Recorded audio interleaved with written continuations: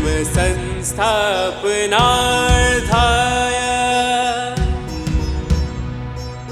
संभवामि युगे युगे संभवामि युगे युगे संभवामि युगे युगे। चौथे और पांचवें श्लोक के अंदर बुद्धि, देखो विभूति योग चल रहा है, 45 विभूति की बात चल रही है और भगवान श्री कृष्ण ने भी बात किससे शुरू की? बुद्धि से। वही तो मैंने शुरू किया। इस बुद्धि शब्द से क्यों शुरू किया ये समझाने के लिए मुझे ये सारा चार्ट तुम्हारे लिए क्रिएट करना पड़ा। भगवान श्री कृष्ण भी यही कह रहे हैं कि यदि तुम्हें मेरा अनुभव करना है, उसके लिए पात्रता तैयार करनी है, तो उसके लिए सबसे पहले बुद्धि का निर्माण करो। मन से यात्रा आरंभ नहीं होगी। Emotional people can never walk. बड़े ऊंचे सुर में कह रहे हैं, इमोशनल डिवोशन का काम नहीं है, इंटेलेक्चुअल डिवोशन चाहिए। यहां पर तुम भावों में बहकर रो रो कर ईश्वर को धोखे में नहीं डाल सकते। रो रो के सदगुरु को भी धोखे में नहीं डाल सकते तुम, तो ईश्वर को तो छोड़ो। इसलिए तुम्हारा रोना धोना इस मार्ग पर अभी काम नहीं आएगा। पहले तुम्हें बुद्धि, अपनी इस बुद्धि को प्रगाढ़ करना होगा। मन से यात्रा नहीं होगी। सबसे पहला ही शब्द इसलिए दिया बुद्धि। बुद्धि दिया है, तुम्हारे में है पहली विभूति। मन का क्या स्वभाव है मालूम है? मन कभी भी ना 100% निर्णय नहीं लेता। आप किसी से बहुत प्रेम भी करेंगे ना, तो 90% प्रेम करेंगे, 10% घृणा के लिए ना जगह रहेगी, तभी वो प्रेम घृणा में बदलता है, नहीं तो क्यों बदले। सुबह 5 बजे उठने का निर्णय रात को कौन करता है? पाद प्रभु का मन ही करता है।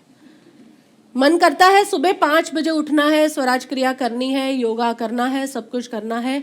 5 बजे उठने का मन इसका किया, लेकिन ये मन 90% निश्चय कर रहा है ना, 10% सोने के और देर तक सोने के जो ढंग है ना, वो इजाद करके ही रखेगा। हाँ कि नहीं? अरे छोड़ ना, आज छोड़ो, आज थोड़ी ठंड है, आज थोड़ी सुस्ती जैसा लग रहा है, आज छोड़ो, कल ज़्यादा जल्दी उठ के मैं कर लूँगा। रात को सोने से पहले सुबह उठने का निर्णय किसने किया? मन ने। सुबह उठते ही अलार्म को स्नूज किसने किया? मन ने। और कल उठ जाएंगे, छोड़ो ना, आज से शुरू नहीं करना, यह भी निर्णय कौन कर रहा है? यानी मन कभी निर्णय 100% करता ही नहीं है। जो भी 100% निर्णय करता है उसको बुद्धि कहते हैं। तुमने निर्णय कर लिया कि कल सुबह 5:30 उठना है और तुम उठ गए, तो ये निर्णय मन का नहीं है, ये कार्य अब क्या हो गया? तुम्हारी बुद्धि एक्टिवेट हो गई है।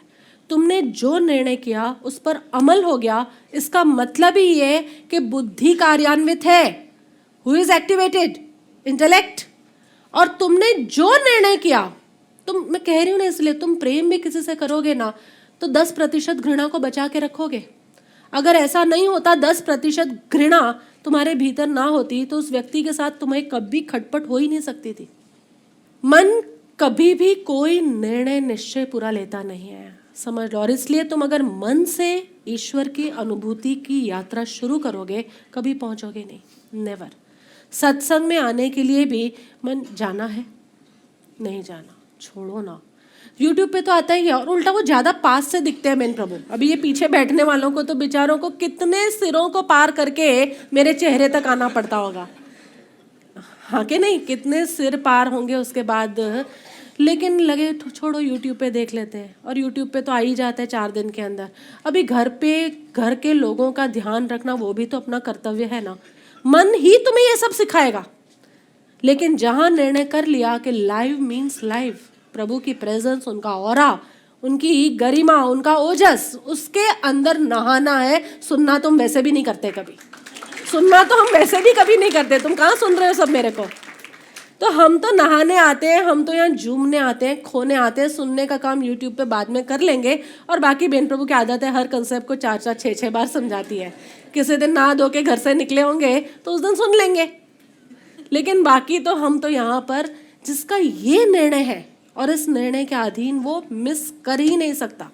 गौतम प्रभु, आप कभी सोच सकते होगे इस सत्संग में नहीं जाना, संजीव प्रभु आप सोच सकते हो, सवाल ही नहीं उठता। जब ये निर्णय निश्चय बन गया, मन का डावाडोल रूप नहीं चल रहा, बस सोच लिया कि ये है, इसका मतलब बुद्धि एक्टिवेट हो गई है। और कैसी बुद्धि एक्टिवेट हुई है? स्थूल बुद्धि। और स्थूल बुद्धि में कौन सा पार्ट एक्टिवेट हो गया है? विभूति का पार्ट, भूति का नहीं, विभूति। हाँ, इसकी जगह आप निर्णय करें हर रात 10 बजे पब में जाना है, यह भी एक निर्णय है। हर रात 10 बजे तुम्हारा निर्णय हो जाए पब में जाना है, भले नींबू पानी पी के आएंगे लेकिन जाना है, ये तुम्हारा निर्णय हो, तो ये भी बुद्धि ने किया। लेकिन बुद्धि के कौन से भाग ने? भूति भाग ने। समझ पा रहे हो भेद? आज मैं बार बार पहले इस पर एम्फेसाइज कर रही हूं। जब ये निश्चय हो जाए तुम्हारा कि सत्संग में हमें 10 बजे पहुंचना ही है, तो ये बुद्धि ऑपरेट कर रही है। और साथ में बुद्धि का कौन सा भाग? जो विभूति है, जो लायक है विश्व रूप दर्शन के। यही निश्चय तुम दूसरे काम के लिए करते हो, और करते ही हो ना। किसी का स्कूल का जॉब हो, कोई जॉब करता हो स्कूल में, आपकी डॉटर करती है, तो सुबह 6 बजे 7 बजे में भागती होगी। कितना दृढ़ निश्चय है, अलार्म स्नूज नहीं कर सकते। निश्चय कितना दृढ़ है ऐसे बच्चों का कि हमने स्कूल में, रितिका तुम भी जाती हो, कितने बजे उठती हो? 6 बजे। कितनी बार स्नूज करती हो? एक बार भी नहीं। दैट्स वेरी ग्रेट, ये अच्छा है, बुद्धि बन गई। लेकिन 6 बजे मुझे वहाँ जाना है, 7 बजे वहाँ जाना है, वो तुम किसको चूज कर रहे हो? भूति को, भूति को।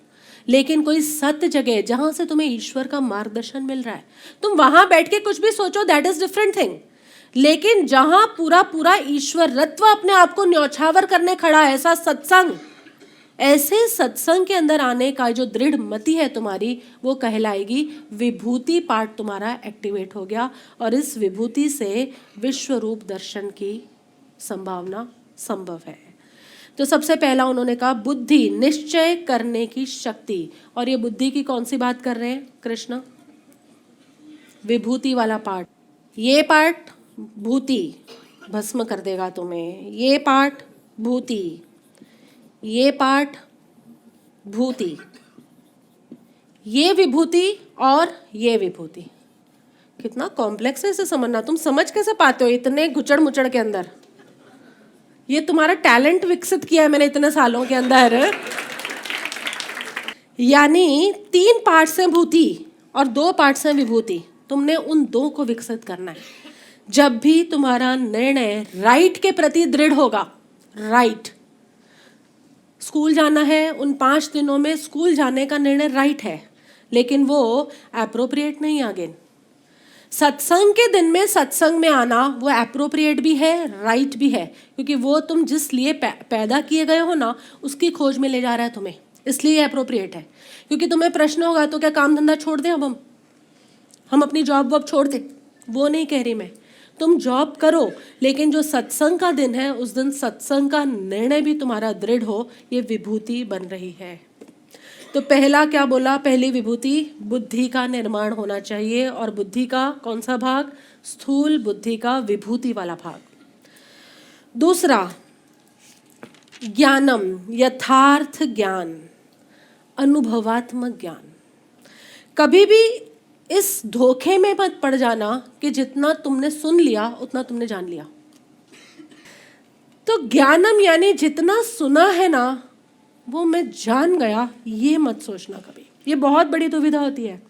तुम जितना सुन लेते हो ना, दूसरों को सुना भी देते हो, लेकिन सुनना, यथार्थ ज्ञान लिखा है यहाँ तुम्हारे में है। ज्ञानम का अर्थ लिखा है यथार्थ ज्ञान, तात्विक ज्ञान। यथार्थ ज्ञान लिख देते हैं, लेकिन नहीं, ट्रांसलेटर्स ने यहाँ एक काम अच्छा किया, यथार्थ ज्ञान यानी जो तुमने सुना एग्जैक्टली वैसा अनुभव तुम्हें है कि नहीं। गुलाब लाल होता है, तुमने भी देखा है लाल, बस ठीक है, तो ये यथार्थ ज्ञान है। ईश्वर अनंत होता है, अब तुमने देखा नहीं लेकिन तुम मान के बैठ गए अनंत होता है, ये यथार्थ ज्ञान नहीं है। और गड़बड़ ही करता है यथार्थ ज्ञान, जिसको नहीं होता ना वो हमेशा चुकेगा। कहीं ना कहीं वो क्या हो जाता है उसको कि जो मैंने जान लिया ना, हाँ मैं समझ गया, मुझे पता है। और यहां से शुरू होती है सम्मूढ़ता, जो नेक्स्ट है असम्मोह। जिसे तुमने नहीं जाना, मात्र सुना है और सुनने को तुम जानना मान लेते हो, यहां से सारी गड़बड़ शुरू होती है।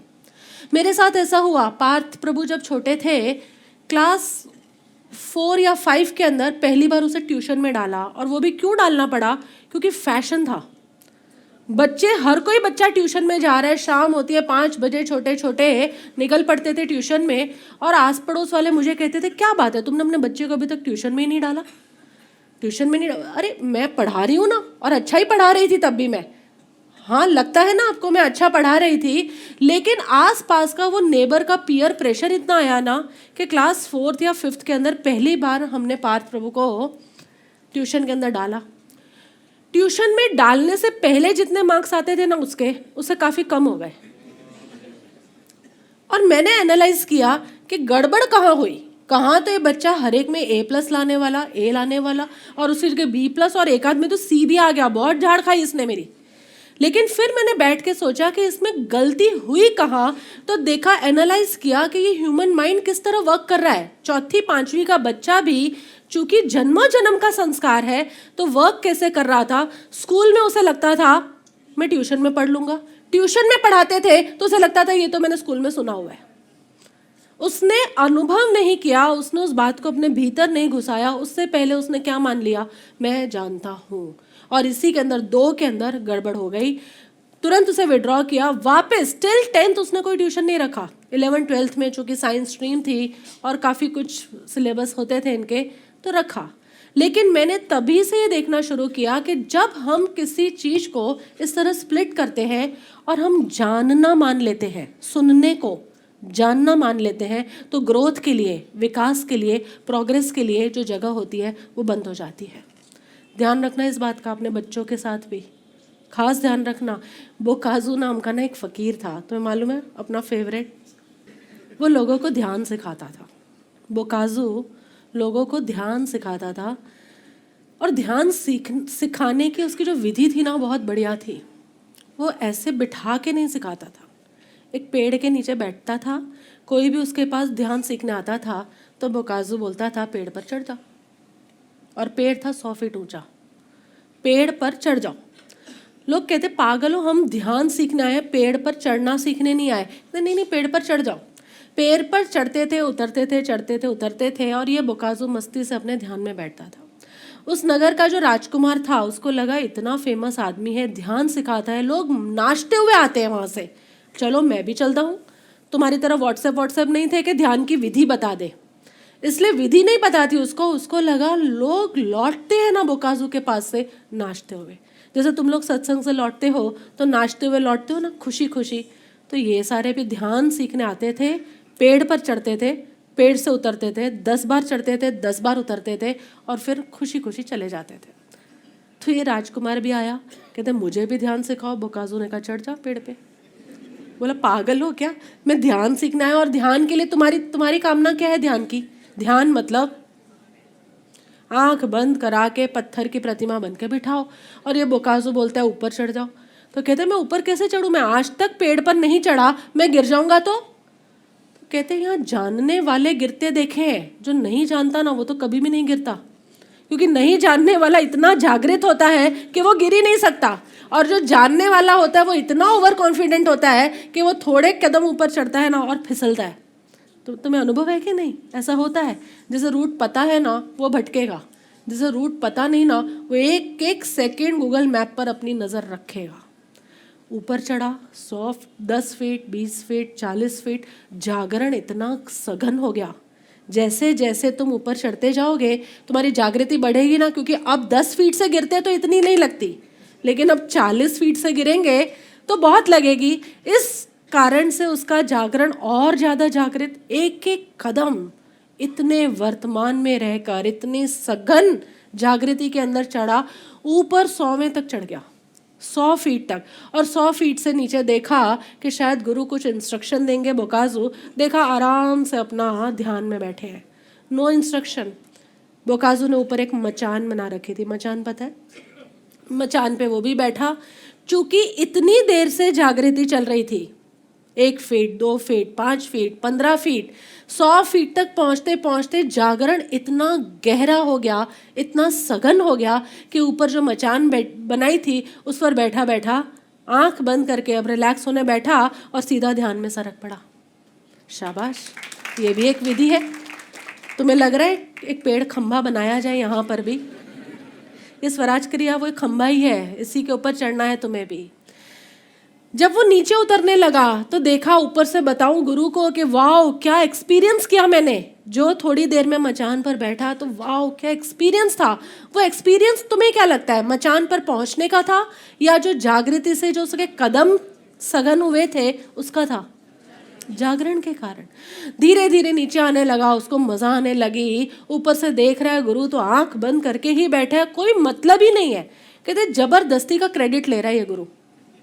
सारा काम मैंने किया, राजकुमार को यही लग रहा था, सारा काम मैंने किया, चढ़ा मैं, ऊपर बैठा मैं, संभला मैं, जागृत मैं रहा, और लोग कहते हैं बोकाजू बहुत अच्छा ध्यान सिखाते हैं। तो ये अननेसेसरी क्रेडिट वेडिट ले रहा है। सोचते सोचते नीचे आ रहा था और अभी 100 से 90, 90 से 80, 70, 50, 40, 10 फीट पर आया ना, और बोकाजू बोल पड़ा संभल के, संभल के। और जहां वो संभल के बोला ना, धड़ाम देके वो नीचे गिरा, धड़ाम देके।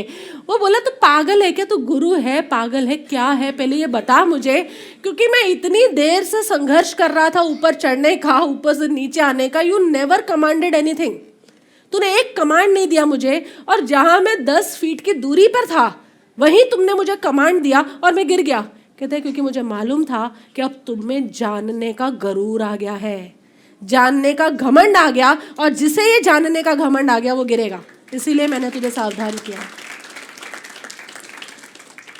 ज्ञान और असम्मोह दो बातें हैं। ये जो मैंने इतनी देर में बात की, असम्मूढ़ दशा और ज्ञान दशा, ये दो चाहिए। सुनने को जानना मत समझ लेना, और जान लो तो प्रत्येक कदम पर जागृत रहना, नहीं तो तुम 10 फीट से गिरोगे। जो 100 फीट से नहीं गिरा वो 10 फीट से गिर गया। जो नया था, नोविस था, तब नहीं गिरा, और जो एकदम पूरा पक गया उसके बाद गिर गया। क्यों? क्योंकि हम जैसे जैसे आगे बढ़ते हैं हम मूढ़ हो जाते हैं। इसलिए कृष्ण कह रहे हैं पहला विभूति क्या है? बुद्धि। बुद्धि में विभूति योग प्रकट हो। दूसरा ज्ञान, यानी सुने हुए को जानना मत समझ लेना।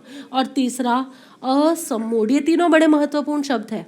असम्मूढ़, असम्मोह लिखा है यहाँ, यानी असम्मूढ़, मूढ़ मत बनना। जान लेने के बाद भी हर कदम पर जागृत रहना।